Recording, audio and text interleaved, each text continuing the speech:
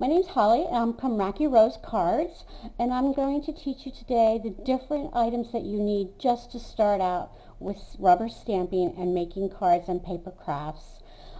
This tutorial is going to be giving you just the bare minimums of what you need to get started. So one of the first things you're going to need is a paper cutter.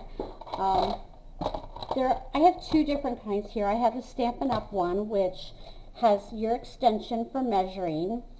It also has a cutting blade and a scoring blade. The scoring blade does not cut through the whole cardstock. It will just basically make a bend so you can fold it easier. Another one I have, which I use for my classes, it's Firbon, F-I-R-B-O-N. I got this off of Amazon, and it again has the measuring tool, and it only has a cutting blade. It does not have a scoring blade. There's multiple cutters out there. You can find them at Hobby Lobby. You can find them at Michael's. Like I said, this one's from Amazon. My other one's from Stampin' Up! They're all different price ranges. I wouldn't recommend getting a large paper cutter or spending a lot until you figure out if you're really going to enjoy the craft or not. The one thing I do recommend is if you're going to do it, get one that has replaceable blades, because as you continue, if you use it a lot, the blade's going to wear out. When I'm not stamping or cutting a lot of paper, they don't wear out as fast as you would think, but eventually they do wear out. The next thing you're going to need is a cleaner to clean your stamps. I do recommend Stampin' Up! This is called their Stampin' Scrub. It is I don't know what this fabric felt type thing is. I don't know what type of material it is. But one side is for you spray the cleaner on. This is Stamping Mist. The other side you dry your stamp with, and basically you're using this to clean your stamps off after you use them, or if you're in the middle of the project and you want to use different colors or using the same stamp, you always want to clean it before. I haven't seen any other ones out there other than Stampin' Up! That I like as well. It's hard to find this type of scrubbing pad where it's wet on one side and dry on the other. So I do recommend a Stampin' Up! One. However, if anybody knows of any other ones, I'd be more than willing to try it out. The next thing that you're going to need is acrylic blocks. These blocks is what you're going to put your stamps on. This is a pack of 7 different sizes. I purchased this from Amazon. It was a little less than $14 and happens to be my favorite. I have a whole bunch of other blocks that I've spent a lot more money on, but I don't like it as well. Now this does come with a film on both sides, and you just peel the film off. For lack of time, I'm not going to peel these off because it's a little tricky. You have to get something sharp to lift up under it. But what these blocks are used for is your stamps. Now, stamps come in 3 different kinds. I know Hobby Lobby and Michael's, they sell some stamps that have a wood base on, and then the actual stamp part is this orangish red rubber. But a lot of the stamps now are coming without the wood blocks, and that's what you need these acrylic blocks for. I have 2 Stampin' Up! Sets here. One is what they call the cling stamp, which is this red rubber type thing, and then a sticky backing, which then sticks on top of the block, and obviously this is too small for the stamp, and then you just stamp it on your paper. The other type of stamp set is called a polymer stamp set, and this is what you'll see a lot of now.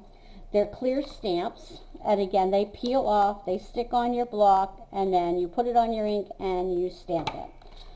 And you can see on this particular stamp set, I've used it already. The thing with polymer stamps, and I'm not real wild about, but it is what it is that they get stained. Now these ones you can see are black. However, they were cleaned, and if I go to use them and put them in a light pink ink, the black is not going to show up. It's just that it stains the polymer stamp. This polymer stamp set is from Stampin' Up! However, excuse me, Jonah, restart.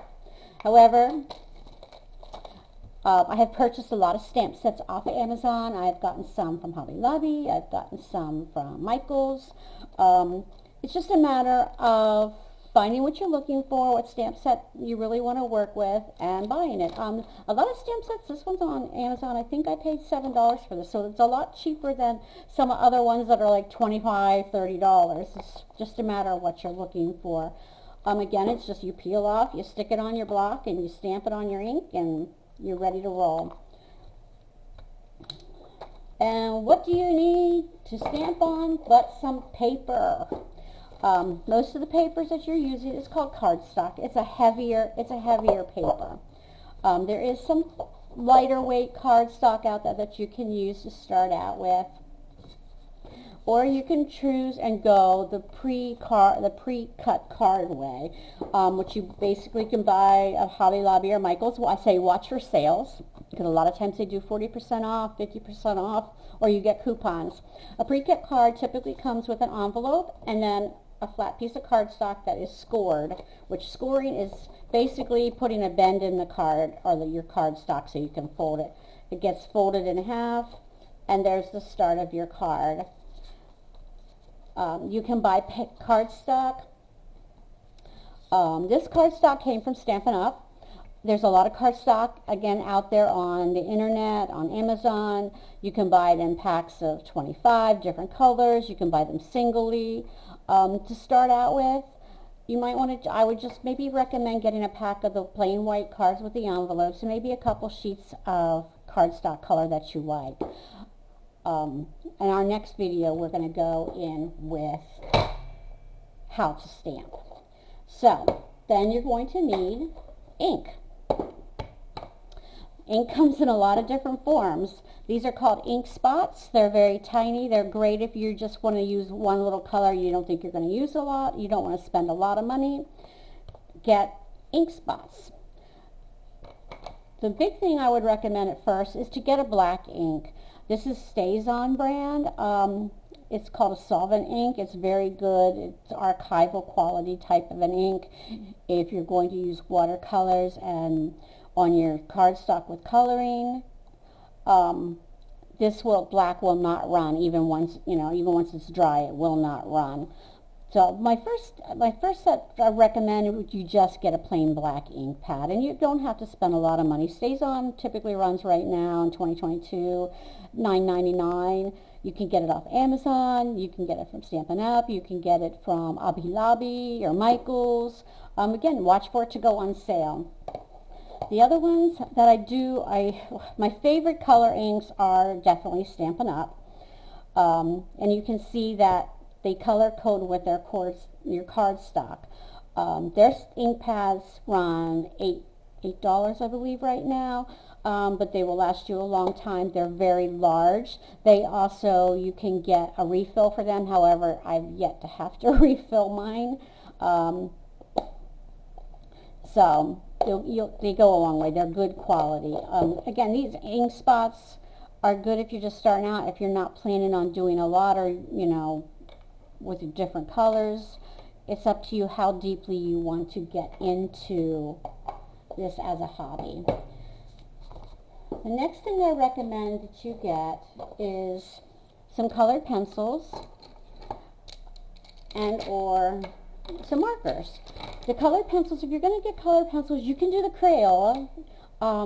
However, if you really want to, for a couple little bit more money, you can get some good quality watercolor pencils. Again, Hobby Lobby, Michaels, Amazon. I would just look around, find the cheapest ones you can. You don't have to spend a lot of money on them. The other thing, if you want to get markers, one thing that I definitely recommend that you get with a marker is a dual tip marker. A dual tip is where it's fine on one side and a brush on the other side. It gives you a little bit more coloring power. This one was a Stampin' Up one. They're good pens, but you don't have to spend that money on a pen like that. You can get them cheaper. This one has an even finer tip pen, and my purple I use a lot, so it's running out. So it's real fine on one and a brush tip on the other. I got that on Amazon. This one is called Master's Touch brand.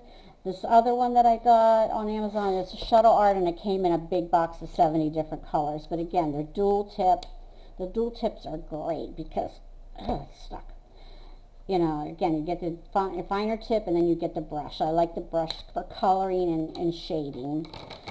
Now, on the pencils, I'm going to show you something that you can do with the pencils that's really fun. And why I told you to get a watercolor is you can color regularly with them, but you can also use a watercolor tool, and you just go over it, and you can see it changes the look and turns it more of a watercolor painting type situation.